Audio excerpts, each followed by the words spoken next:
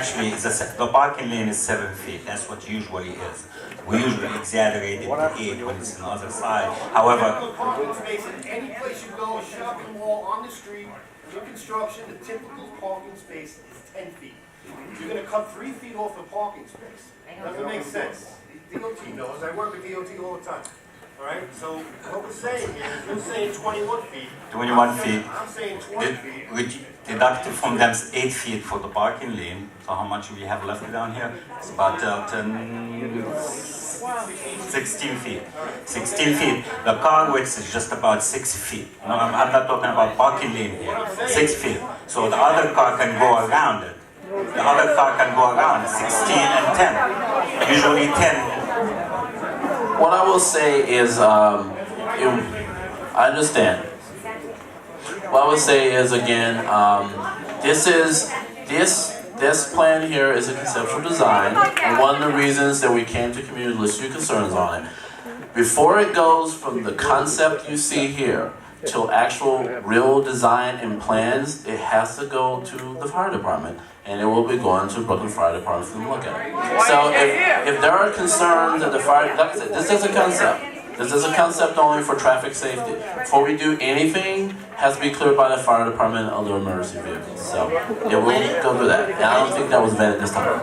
Ladies and gentlemen, is there overwhelming desire not to have this plan?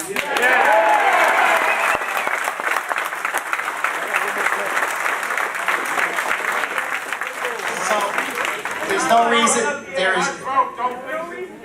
no reason to torture the Department of Transportation any longer. No, one question. There's one question. I have a few questions actually.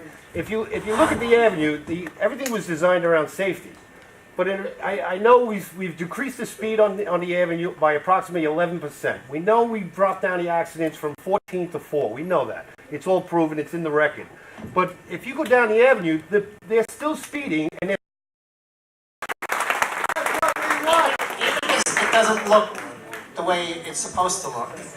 The reason the Green Street was created was to eliminate that issue in the middle median by putting in plantings and by having a curb. Pardon me? Not really. It works. Ladies and gentlemen, let him finish. It works very well in other parts of the community, and I'm going to tell you, I'm not going to answer anybody that's going to scream at him, okay? Now, he's been over there screaming now for the past 10 minutes. There's a protocol by putting your hand up, and if you want to do that, we're going to be professional, and we're going to respect each other, all right? Now, that was the reason for that medium in the middle of the street for a Green Street. Doesn't work, you don't like it, we don't do it. As far as looking for a bicycle path that should be up and down the street, the answer is should be one, and we'll look to do that. The lighting has already been a request. The lighting has not been approved yet, but we're looking at it for the side as made by Mike Taylor along the park side. Now, we have the Commissioner of Parks here. I know that we'd like to take some parkland and do something with that, but that's not been very easy to do. yes. I just want to bring a point. Garrison Beach Cares is proposing, and I believe the property owners also support, is to have a bicycle path and a jogging path that would lead from Seaver Avenue Park down to 277. It would help with pedestrian safety, it would help Going north. for the kids with the bicycles, and it should help with the kids that are riding in the center median right now. But I was hoping that we can get funding that would do something like that in the community, which I think more people will support, and the people are not interested in the green streets.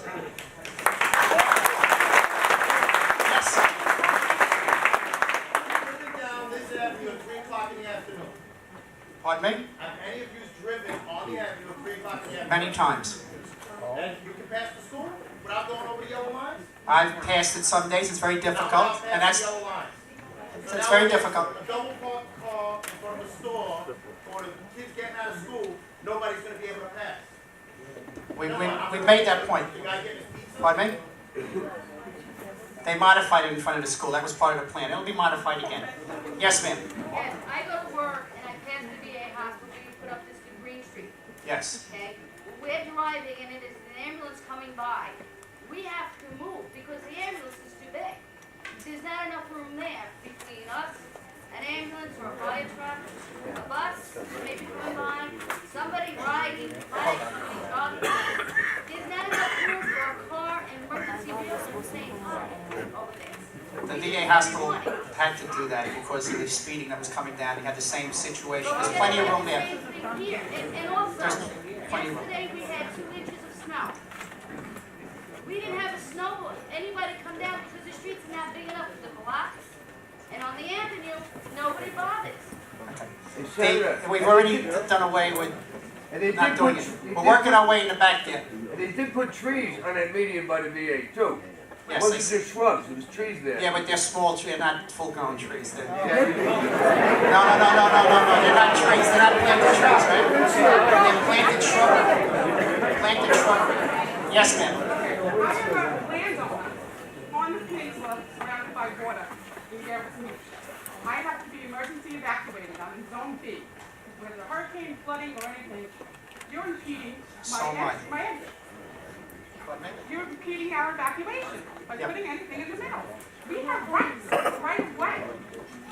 You have to take into consideration everybody that lives surrounded by water. It has to be going to go They're not impeding it because you've all decided not to do it. So it's not getting done. So, do me a favor. Stop torturing yourself. Alright? And stop torturing these guys. I'll tell you what I'd like to do. We can be productive here on what we think we can do from the future, other issues that we haven't dealt with. I will gladly discuss them. I'll get back to you in a second. Let me get right here, then right there. Right here. More signs, 25 miles an hour. Can we do that, Dio? We're more than happy to look into that, not a problem. Okay, right here. Well, no, right here.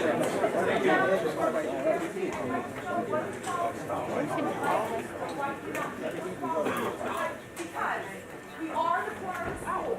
I do bring my children to school by car. I do park legally or I walk. But I have to tell you, that crossing guard who everybody knows her, she's waiting at home.